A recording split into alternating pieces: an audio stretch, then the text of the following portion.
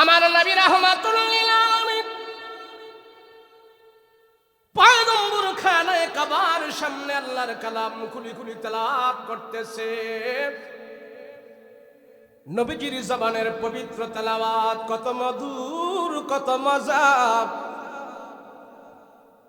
আল্লাহ রাসূল যখন কোরআন তেলাওয়াত করে, আমিও আপনি যখন কোরআন তেলাওয়াত করো, নবীজি বলেন তোমরা যদি কারো আল্লাহর সাথে কথা বলতে চাও, কেহ কোরআন তেলাওয়াত করতে থাকো। কোরআন তেলাওয়াত করা মানে আল্লাহর সাথে কথা বলা, আল্লাহর সাথে কথাবার্তা বলা, কোরআন তেলাওয়াত করা। রাহমাতুল লিল আলামিনের পবিত্র জবান দিয়ে আমার নবীজি কোরআন কারীমের তেলাওয়াত করতেছে। দীর্ঘক্ষণ পর্যন্ত আল্লাহর নবী কোরআনের তেলাওয়াত করার পর নবীজি কোরআনুল কারীমের তেলাওয়াত বন্ধ করে পিছন দিকে তাকায় দেখলেন, নবীজির পিছনে লম্বা কালো একটা লোক দাঁড়ানো আছে, মস্ত বড় একজন লোক দাঁড়ানো আছে। নবীজি তার চেহারার দিকে তাকায় তাকায় দেখতেছেন, তার চোখ দিয়া পানি টপ টপ করে দুনিয়ার জমিনে পড়া আরম্ভ করে দিয়েছে। রাহমাতুল লিল আলামিন বলে, ও ভাই, কেন এখানে কান্না করো? কারণটা কি? আমার কথায় তুমি কোনো কষ্ট পেয়েছো কিনা? আমার কোন সাহাবী তোমাকে কোনো কষ্ট দিয়েছে কিনা? কেন তুমি আমার পিছনে দাঁড়িয়ে দাঁড়িয়ে কান্না করতেছো? কারণটা কি? তোমার কিসের অভাব, তোমার কিসের দুঃখ তুমি বলো। আমি রাসূল কারো চোখ থেকে পানি আসবে সেটা সহ্য করতে পারি না। আমি রাসূল কাউকে দুঃখ দেওয়ার জন্য দুনিয়াতে আসি নাই। বলো তোমার কি প্রয়োজন, তুমি বলো, তুমি আমার কাছে বলো। আমি নবীজি তোমার চাওয়া পাওয়া মিটে দেওয়ার চেষ্টা করবো। ওই লম্বা জাদুঘর দাঁড়িয়ে দাঁড়িয়ে শুধু কান্না করতেছে, দাড়িগুলো বিদায় ফেলছি, মুখটা বাসায় ফেলছে। নবীজি বলে, তুমি কাঁদো কেন? কারণটা কি? আমি রাহমাতুল লিল আলামিন, বলো বলো, তুমি আমার কাছে বলো। আমি নবীজি তোমার চাওয়া পাওয়া পুরা করার চেষ্টা করব। বলো। রাহমাতুল লিল আলামিন বলার পর লম্বা জাদুঘর শুধু কান্না করে চোখের পানি ফেলে ফেলে বলে, গো রাহমাতুল লিল আলামিন, না না না না, পয়গম্বর আপনি আমারে কোনো কষ্ট দেন না, আপনার কোনো সাহাবীও কষ্ট দেয় না গো নবীজি। তাহলে কেন এখানে কান্না করো? কিসের অভাব, কিসের দুঃখ তোমার? আবার আমার মনে কোনো দুঃখ নাই, আমার কোনো কিছুর অভাব নাই। ও রাহমাতুল লিল আলামিন নবী আমার, হয়তো আমার নাম আপনি শুনছেন, আমাকে কোনোদিন দেখেন নাই।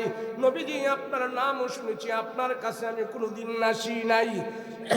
রাহমাতুল লিল আলামিন, ও পয়গম্বর, আসছিলাম আপনার বিরুদ্ধে অপবাদ দেওয়ার জন্য, আসছিলাম আপনার বিরুদ্ধে তহমত দেওয়ার জন্য, আসছিলাম আপনার কোরআনের বিরুদ্ধে কথা বলার জন্য।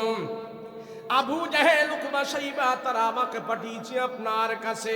আমি নীরবে দাঁড়িয়ে দাঁড়িয়ে আমি কান লাগায়া লাগায়া মনোযোগ সহকারে আপনার পবিত্র জবানের তেলাওয়াতগুলো আমি শুনেছি। আমি শুনেছি মুহাম্মদ গো, আপনি আমারে চিনেন না। আমার দিলের ভিতরে হাজার হাজার কুফরি মন্ত্র আছে, জাদুর মন্ত্র আছে।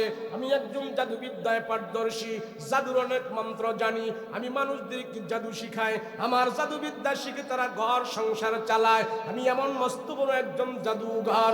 হয়তো আপনি আমার নাম বহু শুনেছেন, আপনাকেও কোনোদিন দেখি নাই, আমাকেও আপনি কোনোদিন দেখেন নাই। আজকে আমি আপনার পিছনে আমি হাজার হাজার জাদুবিদ্যা নিয়ে দাঁড়িয়ে দাঁড়িয়ে রাসূল আপনার জবানের পবিত্র তেলাওয়াতগুলো আমি শুনেছি। আমি শোনার পর আমার দিল থেকে সাক্ষী দিচ্ছে, আমার দিল বলতেছে এগুলি মানুষের কোনো কালাম নয়, এগুলি মানুষের কোনো কথা নয়, এগুলি কাহেনের ভাষা নয়, এগুলি কবির ভাষা নয়। আমার দিল বলতেছে পয়গম্বর, এটি আহকামুল হাকিমিন, আল্লাহর কালাম। এই মুহূর্তে আপনার কোরআনের তেলাওয়াতগুলো আমার দিলের ভিতরে ঢুইকা সব জাদুর মন্ত্রগুলো ধুয়া মুইসা পরিষ্কার করিয়া আমার দিলের ভিতরে আল্লাহ তাআলা হেদায়েতের নূর, কোরআনের নূর আল্লাহ ঢোকাই দিছে। ওগো রাহমাতুল লিল আলামিন পয়গম্বর, আমি আর আবু জাহেল, উকবা, শাইবাদের কাছে আমি যাব না। আমি সিদ্ধান্ত নিয়েছি রাসূল গো, আমি সত্য পয়গম্বর পেয়েছি, আখির জামানার নবী পেয়েছি। ও রাহমাতুল লিল আলামিন, আপনি যদি আমাকে অনুমতি দেন, আমার নাপাক হাতটা আপনার পবিত্র হাতের সাথে লাগাইয়া আপনি আমারে কালমা পড়ায়া মুসলমান বানায় দেন। আপনার জবান থেকে আমি কালমা পড়ে মুসলমান হয়ে যেতে চাই। আল্লাহু আকবার। আবু জাহেলের কাছে খবর গেছে, হায় হায়, যে জাদুঘরকে আমরা টাকা টোকা দিয়ে পাঠাইলাম, ওই জাদুঘর রে মোহাম্মদের জাদুতে কাবু কইরা লইস। হায় হায়, আমাকে এত বড় জাদুঘর মোহাম্মদের জাদুতে কাবু হইয়া গেছে। আবু জাহেলের মাথা নরম না গরম? কথা কয় না, নরম না গরম? আবু জাহেলের চিন্তা হইল একটা, মোহাম্মদের দল যদি বড় হয়ে যায় আমার মাথা বুড়ি শেষ। কথা বলেন ঠিক কিনা? আবু জাহেল হারামের চত্বরে দাঁড়িয়ে ঘোষণা করলো, এই আরবের মানুষেরা, তোমরা যদি আমাকে নেতা মানো, আমার শেষ সিদ্ধান্ত, আমি আবু জাহেল বেঁচে থাকতেই মুহাম্মদের মৃত লাশ দেখতে চাই। নাউজুবিল্লাহ। আবু জাহেল ব্যক্তিগতভাবে কয়েকবার আমার রাসূলকে দুনিয়া থেকে মেরে ফেলার ষড়যন্ত্র করেছে। সব ষড়যন্ত্র থেকে আল্লাহ পাক আমার রাসূলুল্লাহকে মুক্তি দিয়েছেন আর আবু জাহেলকে পরাজিত করেছেন। সুবহানাল্লাহ।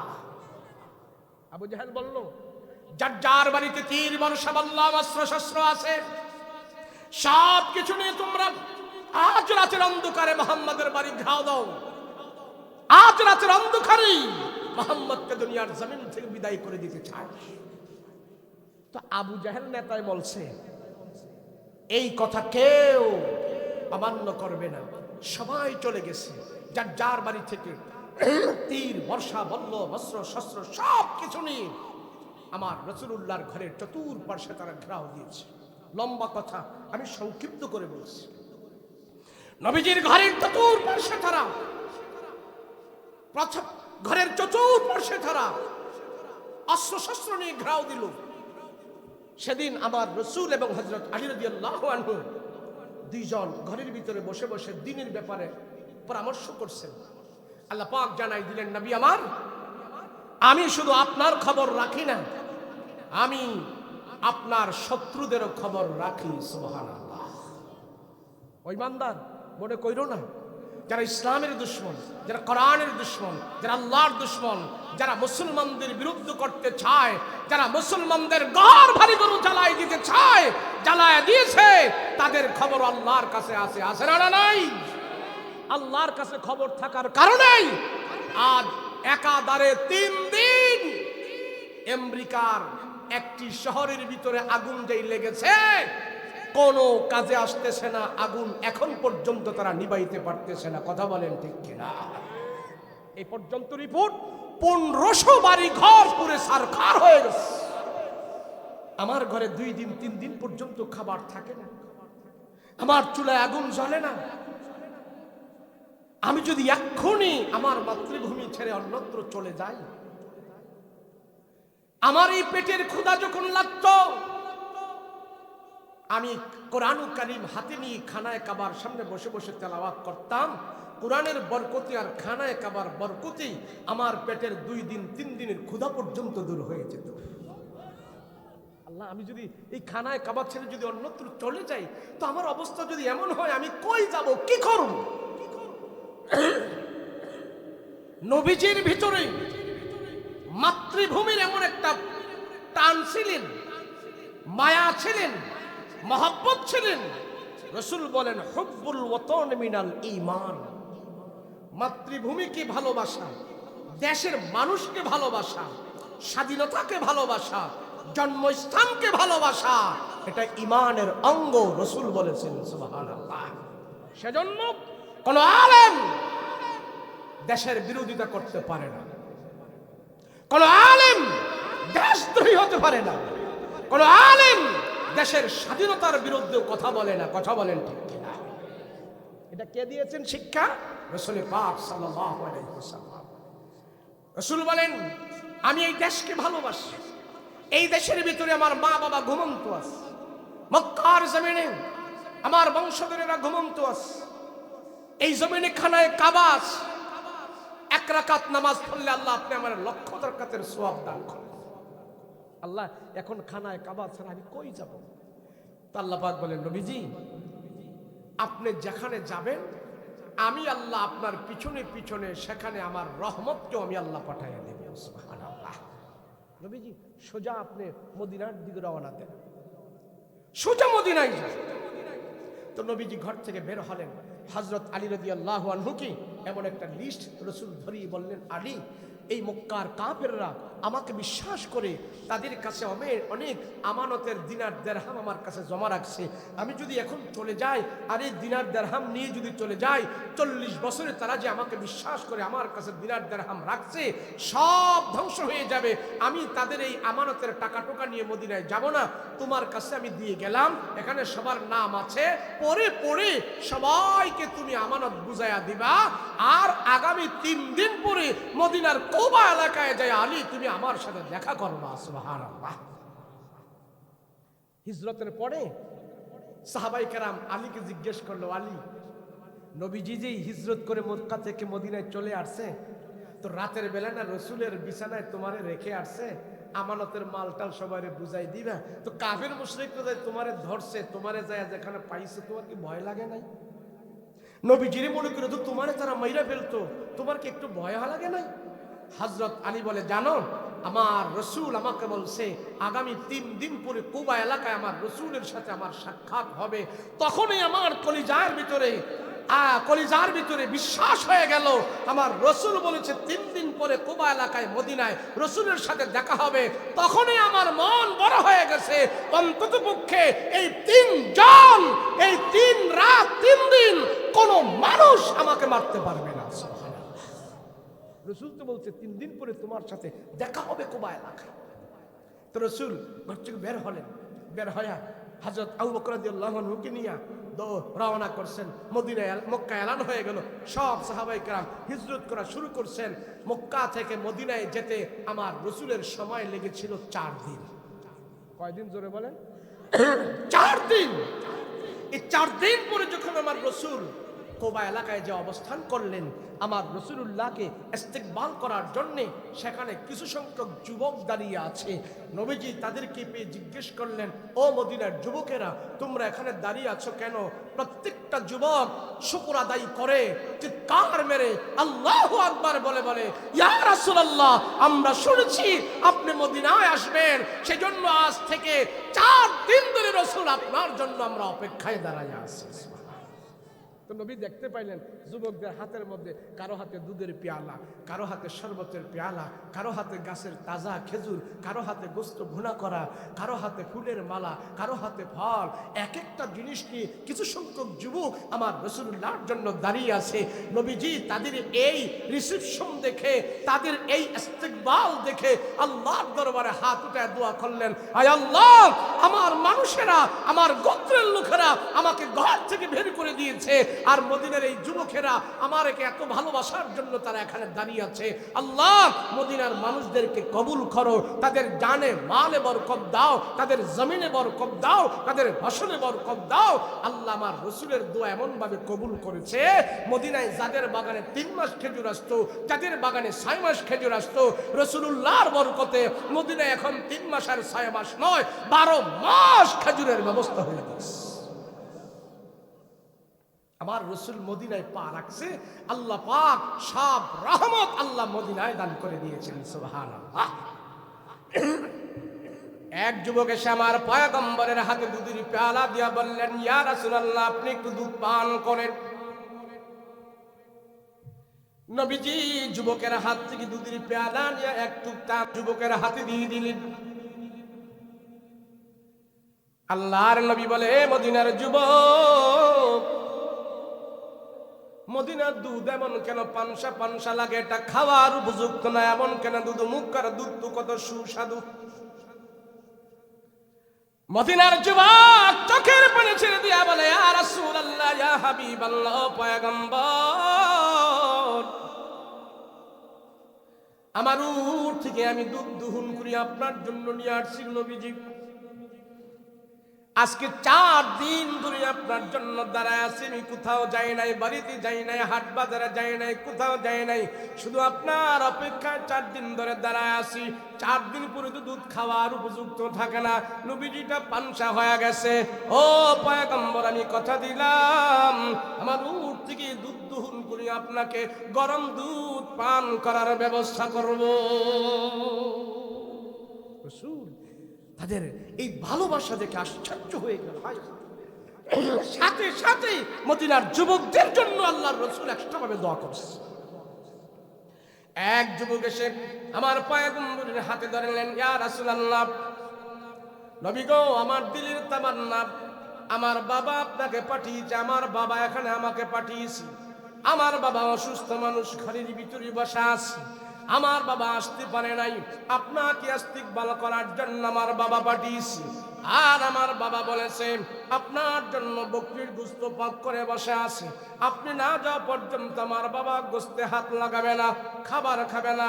ওগো রহমাতুল লিল আলামিন, আপনি আমাদের বাড়ির আজকে পহেলা মেহমান হবেন, আমি মদিনার প্রতি আপনাকে পহেলা মেহমান বানাইতে চাই। আর এক যুবক এসে বলে, ইয়া রাসূলুল্লাহ, আমার মা বলেছে আপনাকে আমাদের বাড়িতে পহেলা মেহমান বানানোর জন্য। আর এক যুবক এসে বলে, ইয়া রাসূলুল্লাহ, ওই তো পাহাড়ের উপরে আমাদের বাড়ি, নবী গো আপনি আমাদের বাড়ির মেহমান হবেন। আর এক যুবক এসে বলে, ইয়া রাসূলুল্লাহ, ডান দিকে আমাদের বাড়ি, আমার বাড়িতে আপনি পহেলা মেহমান হবেন। আর এক যুবক এসে বলে, বাম দিকে আমাদের বাড়ি, নবী গো আমাদের বাড়িতে পহেলা মেহমান হবেন। মদিনার সব মানুষগুলো পয়গম্বরকে পেয়ে পহেলা মেহমান বানায় নবীজির বরকত নেওয়ার জন্য সবাই কারাকারি লাগছে, নবীর পহেলা মেহমান বানাবো, নবীর আমার ঘরের মেহমান বানাবো। রাহমাতুল লিল আলামিন চিন্তায় পড়ে গেল, ও আল্লাহ, মদিনার যুবকেরা আমাকে এত ভালোবাসা দেখাইতেছেন, এত সম্মান আমাকে করতেছে, আমি নবীজি ইচ্ছা করে যদি আজকে তার বাড়ির মেহমান হই, তার মনটা খারাপ হতে পারে, তার ঘরের মেহমান হলে তার মনটা খারাপ হতে পারে। আল্লাহ, আমি এখন করব কি? সবার মন আমি কেমনে রক্ষা করব? তাৎক্ষণিকভাবে আমার পয়গম্বরের মাথার মধ্যে সুন্দর বুদ্ধি চলে আসলেন। নবীজি মদিনার যুবকদেরকে ডাক দিয়া বলে, আরো যারা আছেন মদিনার সাহাবীরা, সবাই আনসার সাহাবীদেরকে ডাক দিয়া বলে, হে মদিনার যুবকেরা শোনো, আমি রহমাতুল লিল আলামিন সাহাবীদের জামাত নিয়া, ঈমান নিয়া, আমল নিয়া আল্লাহর হুকুমে মক্কা ছেড়ে মদিনায় চলে আসছি। আমি আজকে নবীজি ইচ্ছা করে কারো বাড়িতে মেহমান হব না, তোমরা সবাই আমাকে আজকে মেহমান বানাইতে চাও, আমি নবীজি মদিনায় কারো করে ইচ্ছা করে মেহমান হব না। আমি যে উট দিয়া মক্কা থেকে মদিনায় আসছি, আমি নবীজি উটির উপরে বসা থাকবো, আমার সাহাবীরা দুই পাশে তারা থাকবে, আমরা চলতে থাকবো, সবাই দুরূদ শরীফ পড়তে থাকবে, আমার উট চলতে থাকবে। এই উটটা চলতে চলতে মদিনায় যায় যার বাড়িতে বসে পড়বে, আমরা সবাই তার বাড়ির মেহমান হয়ে যাব। আল্লাহু আকবার।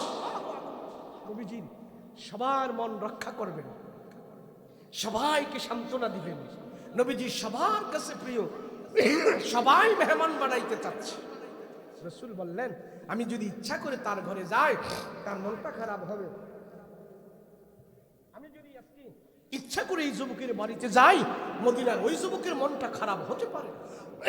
রাসূল বললেন, আমি উটের উপরে থাকবো আর তোমরা চলতে থাকবা, আমার জন্য আমার উপরে দুরূদ পড়তে থাকবা।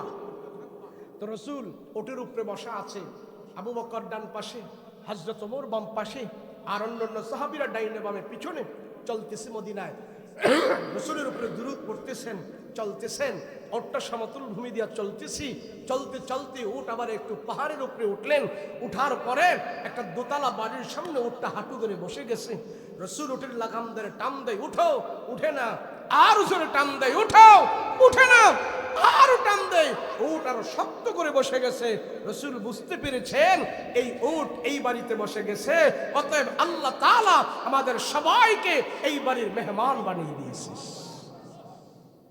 তো নবীজি ডাকলেন এই বাড়িওয়ালাকে, একজন হাত উঠালে, ইয়া রাসূলুল্লাহ, এই বাড়ি আমার। রাসূল বলে, আবু আইয়ুব আনসারী, তোমার বাড়ি এটা? বলে, ইয়া রাসূলুল্লাহ, এটা আমার বাড়ি। নবীজি বলে, আবু আইয়ুব, তোমার বাড়িতে বিনা দাওয়াতে আল্লাহ পাক আমাদের সবাইকে মেহমান বানিয়ে দিয়েছেন, তুমি খুশি না বেজার? আবু আইয়ুব আনসারী বলে, ইয়া রাসূলুল্লাহ, এক্ষুনি যদি কেউ আমাকে তাম পৃথিবীটা বিক্রি করে দেয়, আমি এমন খুশি হব না আমার রাসূল আমার বাড়ির মেহমান হওয়ার পর আমি যেই পরিমাণ খুশি হয়ে গেছি। রাসূল বলে, আবু আইয়ুব, মক্কারি মুসলমান ভাইরা দেখো না, তাদের পাতেও খাবার দাবার যা ছিল সব শেষ হয়ে গেছে।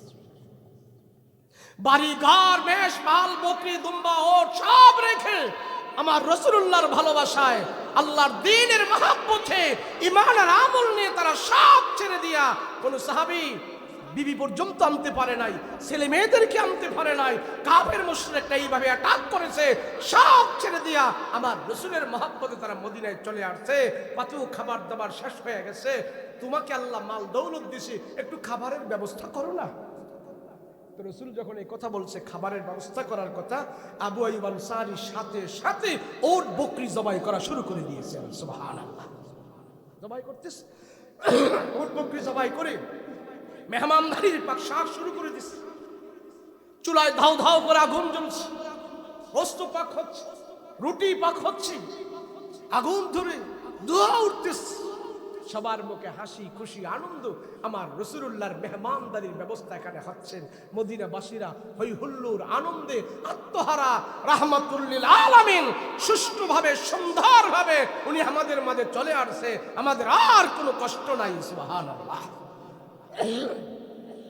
আগুন যে ধরছি, ধোঁয়া যে উঠতেছি, এই আবু আইয়ুব আনসারীর বাড়ি থেকে কয়েক কিলোমিটার দূরে তখনকার জামানার ইহুদিদের যে সবচেয়ে বড় একজন মদিনায় আলেম ছিলেন, একজনই আলেম ছিলেন, সবচেয়ে বড় আলেম, 4-3টা কিতাবের আলেম ছিল সে, তাওরাত, জাবুর, ইনজিল। আর তাওরাতের হাফেজ ছিল, বাকি 2 কিতাবের সে আলেম ছিল। তো এই আলেম খেজুর গাছের উপরে উঠে খেজুর গাছ পরিষ্কার করতেছে। তো গাছের উপরে যেহেতু উঠছি, উঠার পরে দেখতেছি ও আবু আইয়ুব আনসারীর বাড়ির দিকে ধোঁয়া উঠতেছে। তো এই আলেম গাছের উপরে উঠা দেখতেছে ধোঁয়া উঠতেছে, তখন উনি মনে করলো যে ওদিকে মনে হয় আগুন লেগে পুরে ছারখার হয়ে গেছে। তো ওনার কিছু ছাত্র আছে, ইহুদি দল বল ভক্ত এগুলো আছে, তাদেরকে গাছের উপর থেকে বললো, এই আরে আবু আইয়ুব আনসারীর বাড়ির দিকে মনে হয় বাড়িঘর পুরে ছারখার হয়ে যাচ্ছে, তোমরা যাও ওখানে গিয়ে একটু সাহায্য করো, হেল্প করো।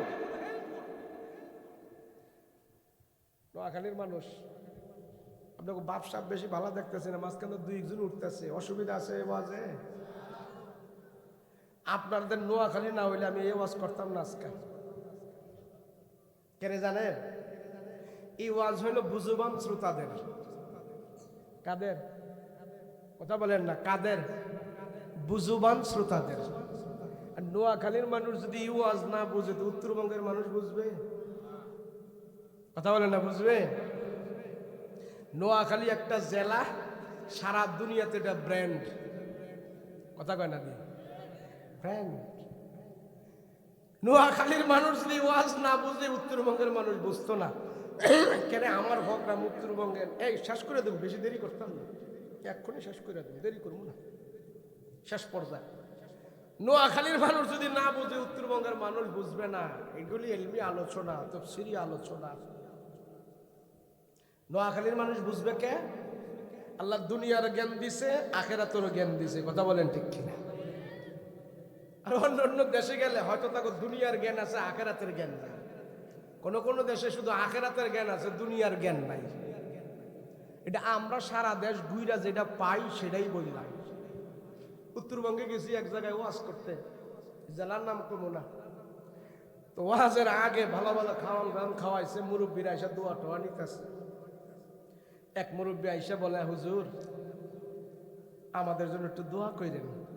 তা আমি বললাম, ফি আমানিল্লাহ, আলহামদুলিল্লাহ, আল্লাহ পাক আপনার সহি সালামতে রাখুক, যা তো দোয়া করলাম। তো মুরব্বী বলল, হুজুর আমার 2টা ছেলে বাহিরে থাকে, একটু দোয়া করেন তাদের জন্য। তা আমি চিন্তা করলাম, মুরব্বীর 2 ছেলে যেহেতু বাহিরে থাকে, আমি ফস করে কয়ে বললাম, চাচা আপনার ছেলে 2 ছেলে বাহিরে থাকে? জি 2 ছেলে বাহিরে থাকে। তা আমি কই কোন দেশে থাকে? হুজুর একজন থাকে ঢাকা মোহাম্মদপুর, আর একজন থাকে ঢাকা মিরপুর। আপনারা যেমন হাসি দিয়েছেন না, আমিও হাসা দিয়েছিলাম। আমি চাপা চুপা ধরে রাখছি। তখন আমার মাথায় ঢুকলো, আরে কুমিল্লা, নোয়াখালী, চাঁদপুরা এগুলি হইল বাংলাদেশের ব্র্যান্ড, এমনে না। উত্তরবঙ্গের চেয়ে মানুষ ঢাকা আইলে কয় বাহিরে আইছি, আর কুমিল্লা, নোয়াখালীরা দেড় সাইরা গেলে কয় বাহিরে আইছি। পার্থক্য আছে না? না নাই? এর জন্য আল্লাহ পাক আপনাদেরকে দুনিয়াও দিছে, আখেরাতও দিছে। কোরআন হাদিস বোঝারও যোগ্যতা আছে, দুনিয়াও কামাই করার যোগ্যতা আছে। কথা বলেন ঠিক কিনা? জয়পুরহাট গেলাম এক জায়গায় মাহফিল করতে, সদরে। রেল লাইনের পাশে এক সাইনবোর্ড দেখলাম, নোয়াখালী গ্রাম, বিশাল বড় সাইনবোর্ড। আমি এক মুরব্বির জিগাইলাম, চাচা এখানে নোয়াখালী গ্রাম কে? আমি তো জানি নোয়াখালী নামে একটা জেলা আছে, নোয়াখালী গ্রাম কে? আপনি এইখান থেকে এই গ্রামের ওই মাথা যা দেখবেন সব নোয়াখালীর মানুষ। এইটা কোন হেরা নইল কেমনে? হুজুর এরা স্বাধীনের আগে এখানে আইছে। এই নোয়াখালীর মানুষ যদি এখানে এসে বাড়িঘর না করত, আমরা হুজুর আমাদের বয়স তো 50-60 হয়ে গেছে, আমরাও এখন পর্যন্ত সহি শুদ্ধ কইরা নামাজ কলমা পড়তে পারতাম না। সুবহানাল্লাহ। তারা এখানে আসছে, এসে মাদ্রাসায় চাকরি করছে, কেউ বিডিআর এর চাকরি করছে, কেউ এই চাকরি করছে, সেই চাকরি করছে। চাকরির পাশাপাশি তারা আমাদের মসজিদে ইমামতি করে, আমাদেরকে কোরআন শিখাইছে, নামাজ শিখাইছে, দোয়া শিখাইছে। এই নোয়াখালী তাদের এই এতটুক শিক্ষার কারণে আমরা আজকে কিছু ধর্মের জ্ঞান জানছি। সূরা ফাতিহা, বিসমিল্লাহ এগুলো শিখার আমাদের তৌফিক হয়েছে। সুবহানাল্লাহ বলেন। আপনারা যদি এই ওয়াজ না বুঝেন তো বুঝবে কেডা? কথা বুঝছেন নি? বুঝছেন? ওয়াজ ঘুরাই দেব, অন্য দিকে নেবো গা। নবীজিকে পাইয়া আবু আইয়ুব আনসারীর বাড়িতে মেহমানদারির পাক, ও ইহুদি বড় আলেম গাছের উপর থেকে বলতেছে, আরে যা দেখ ওখানে মনে আগুন লাগিয়ে পুরো সারখার হয়ে গেছে। হুজুরে গাছের উপরে নিজের খেজুরের গাছ বাঁচছে, আর ইহুদি আলেম ছাত্র দল বল ভক্ত ওরা দৌড়াইতে দৌড়াইতে দৌড়াইতে প্রায় 5-7 কিলো দূরে তারা আসছে আবু আইয়ুব আনসারী বাড়িতে। আয়েশা দেখতেছে চুলায় আগুন জ্বলতেছে, দাউ ধাউ করে আগুন জ্বলতেছে, ধোঁয়া উঠতেছে, মানুষের মুখে হাসি খুশি আনন্দ। তো তারা এই পরিবেশ দেখে চিন্তা করলো, আমাদের হুজুরে কই লোকের আমরা দেখতেছি কি? এখানে সবাই যে আনন্দ। তো জিজ্ঞেস করলে, এই তোমরা এত হাসি খুশি এত আনন্দ কারণ কি? এই খাবার দাবার কি? বলে জানো না কি? বলে না আমরা তো জানি না, আমরা তো বিপদ সংকেত মনে করে আসছি।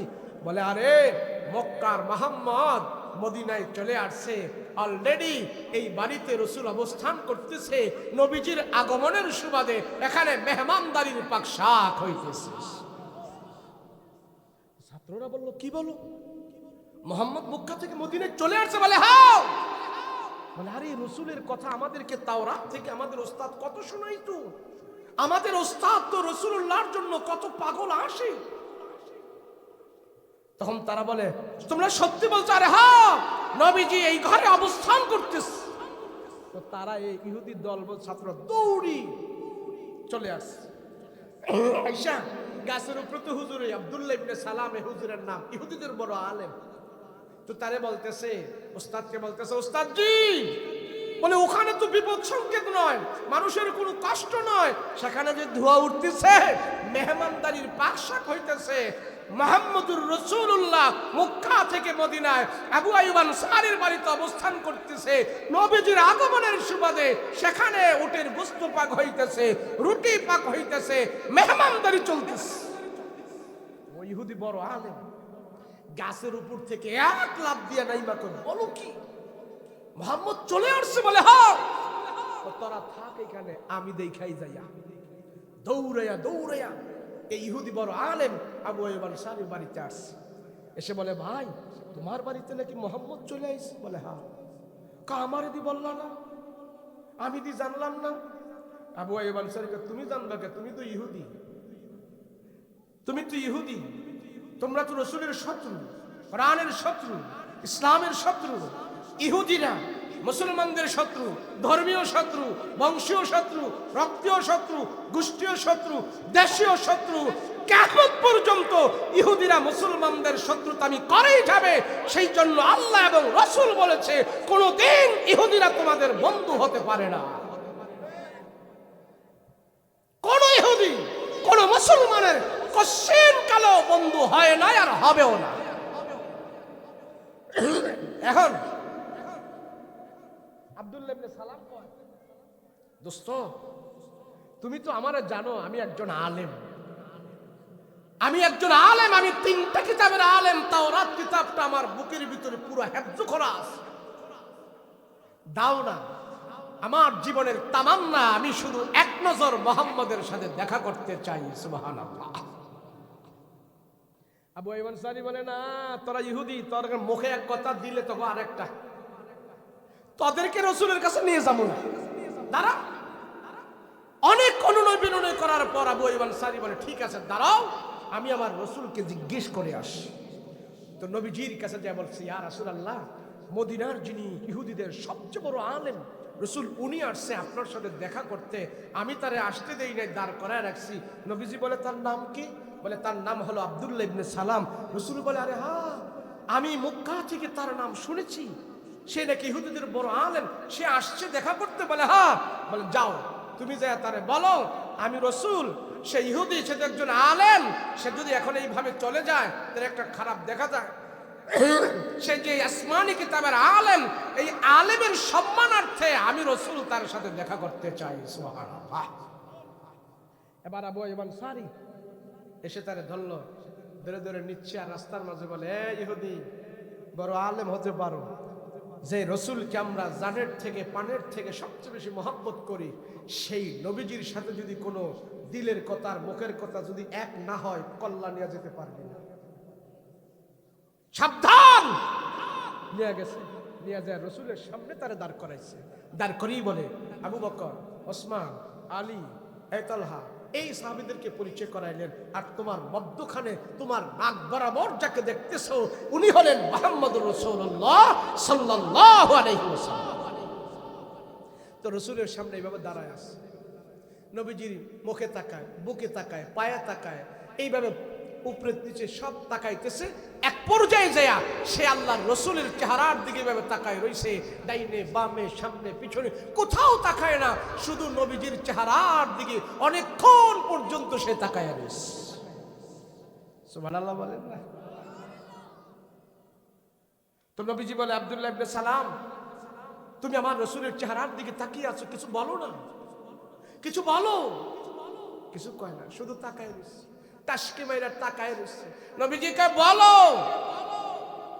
কিছুক্ষণ পরে আব্দুল্লাহ ইবনে সালাম বলে, ইয়া রাসূলুল্লাহ, আমি আপনার চেহারার দিকে তাকায়া রাসূল গো কোনো খারাপ মন্তব্য করি নাই, আমার দিল সাক্ষী দিচ্ছে আজ আমি সত্য পয়গম্বরের সাথে সাক্ষাৎ করে ফেলেছি। ইহুদি বড় আলেম আব্দুল্লাহ ইবনে সালাম ডাক দিয়ে বলে, ও রহমতের নবী, আমি আপনার চেহারার দিকে তাকায় তাকায় কোনো খারাপ মন্তব্য করি নাই। নবীজি,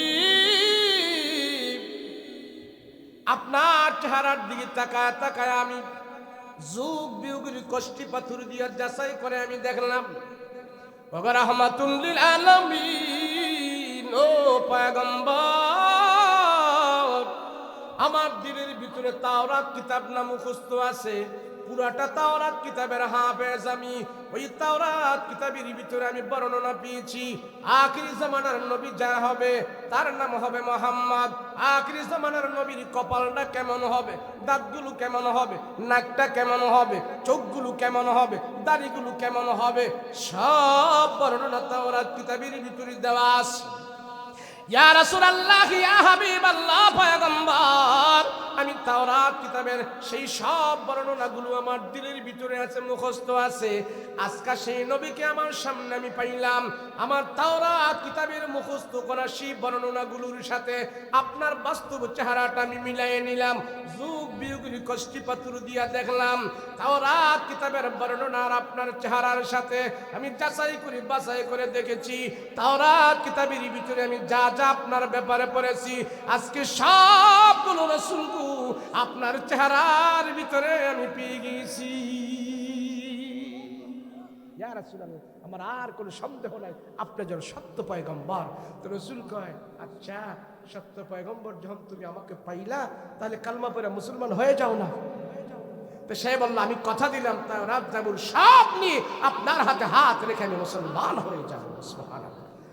তো নবীজি তাকে বলল, ঠিক আছে হয়ে যাও। তো সে বলে, আমার কিছু দলবল ভক্তবৃন্দ আছে, তাদের সবাইকে নিয়ে এসে আপনার কাছে আমি মুসলমান হব। রসুল, আমি তো ইহুদিদের আলেম, তাদেরকে শোনায় আপনারা কয়েকটা প্রশ্ন করব, আপনি উত্তর দিয়ে দিলে তাদেরকে সহ মুসলমান হইতে আমার সুবিধা হবে।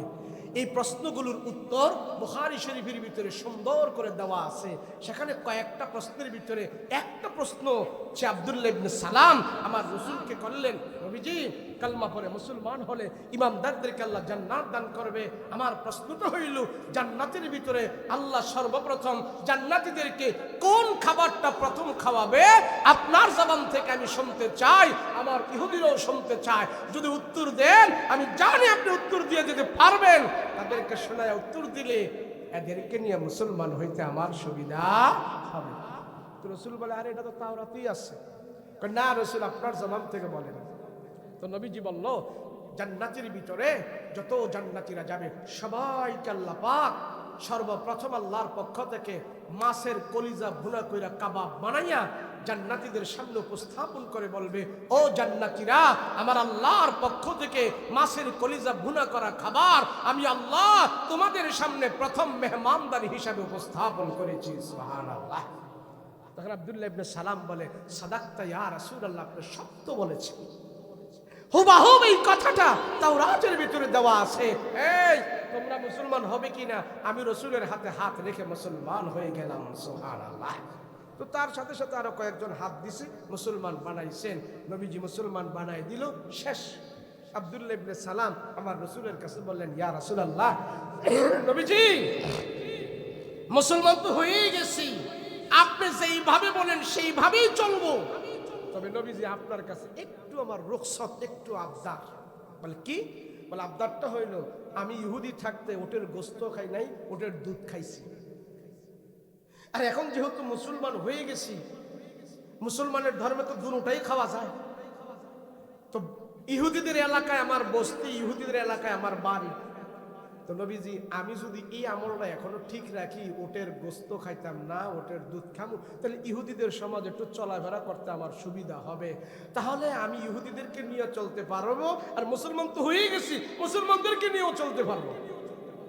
মানে ও সবাইরে ঠিক রেখে চলাটা সুবিধা হবে। আর আমরা তো এমন সুবিধাই চাই, দুই কলমার মুসলমান হইয়া চলতে চাই। কথা বলেন ঠিক কিনা? ওয়াজ মাহফিলেরও সভাপতি, আবার বাউল গানেরও সভাপতি আছে না? না, মসজিদেরও সভাপতি, আবার তসবিও টানে, আবার সুদেও নাকি টাকা লাগায়। সব দিকে উনি থাকতে চায়। আছে না? না। কিছু কিছু নেতা আছে, হিন্দুকে পূজায় গেলেও সই, মাহফিলে গেলেও সই, যাত্রায় গেলেও সই, দুর্গায় গেলেও সই। সই বুঝেননি? মানে সব জায়গায় উনি ফিট, মানে গুলালু।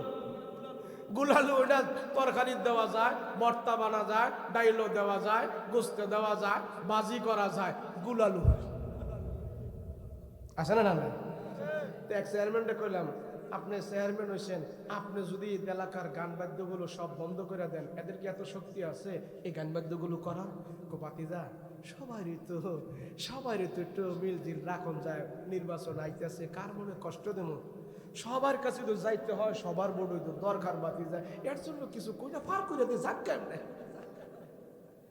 আমি কইলাম, ভোট পাওয়ার জন্য যদি সবার সাথে আপনি খাতির রাখেন, তো আমি বইলা দিলাম, আগামী নির্বাচনে আপনি ফেল ডিভিশন পাস করবেন। কি ডিভিশন? Fail division pass. আপনি ডাব্বা মারবেন, ডাব্বা। তুমি এই কথাটা কইলা? আমি সবার সাথে যদি আপনার খাতির হয়, আমার রিলেটিভ যত ভোট আছে একটাও হইতেন না। আপনি একটা পরিষ্কার কথা, আপনি যা ভালো যা করেন করেন।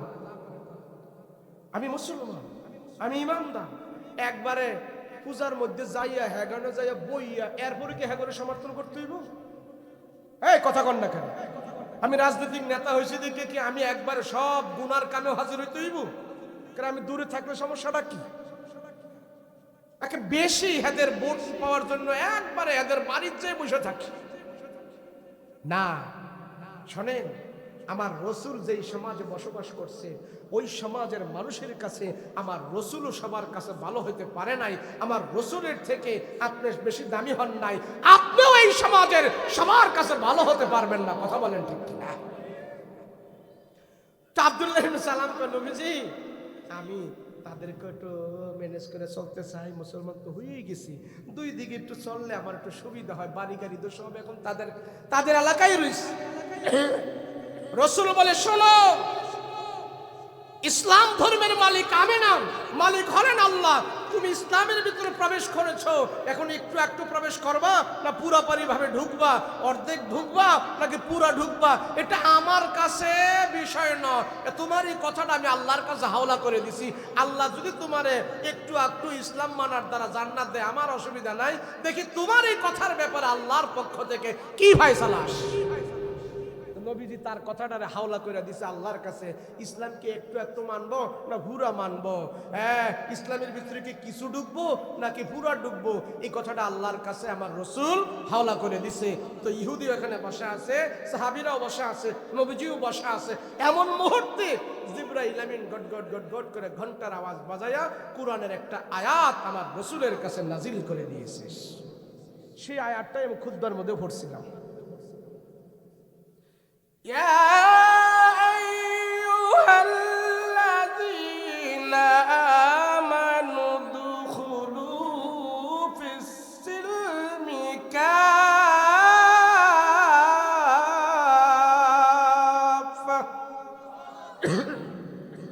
ولا تتبعوا خطوات الشيطان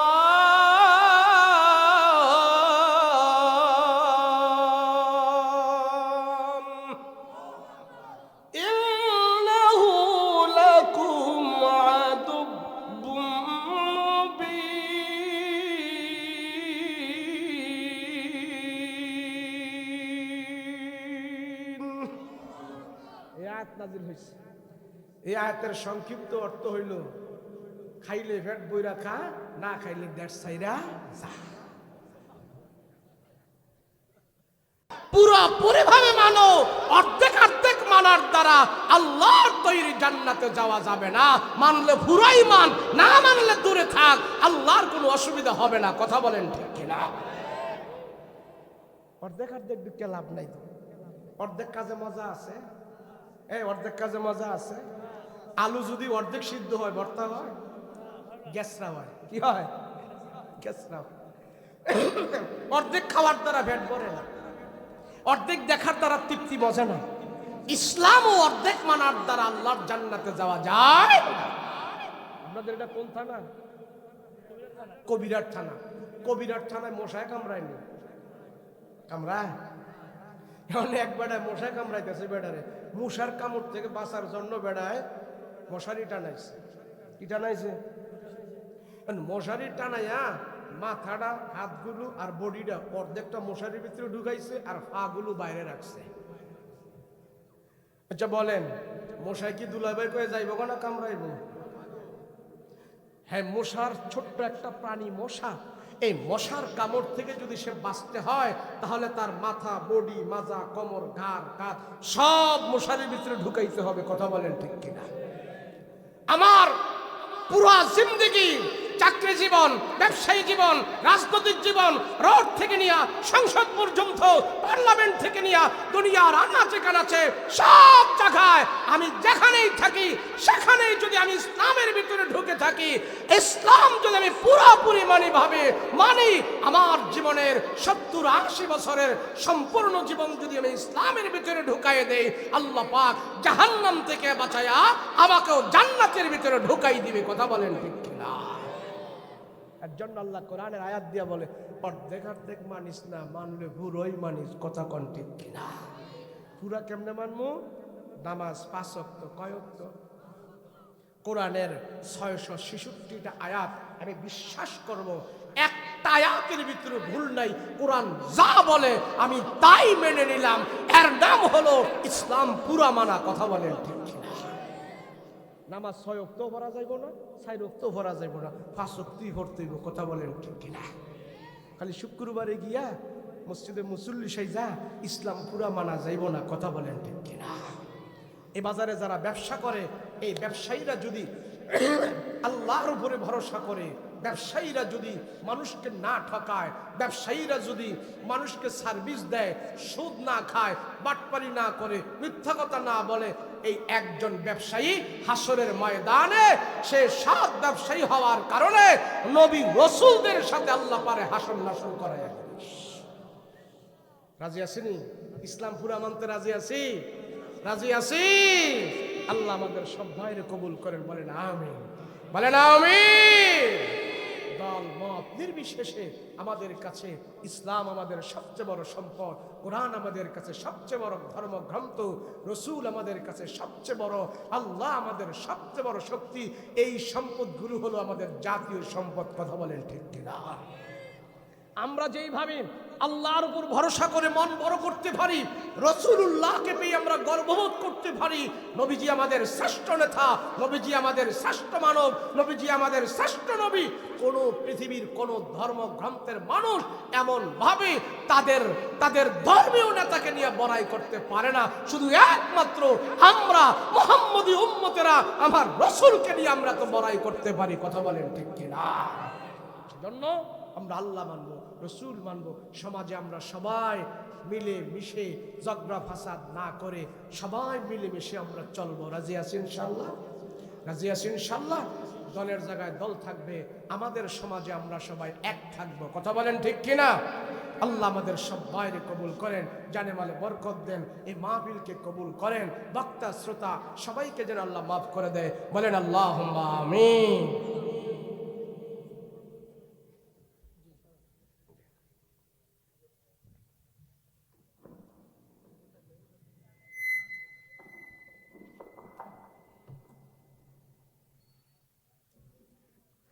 السلام عليكم ورحمة الله وبركاته. الحمد لله. الله تبارك وتعالى شاهد دربار लाखों की शुक्रिया महान रब्बुल आलमीन। कालामंशी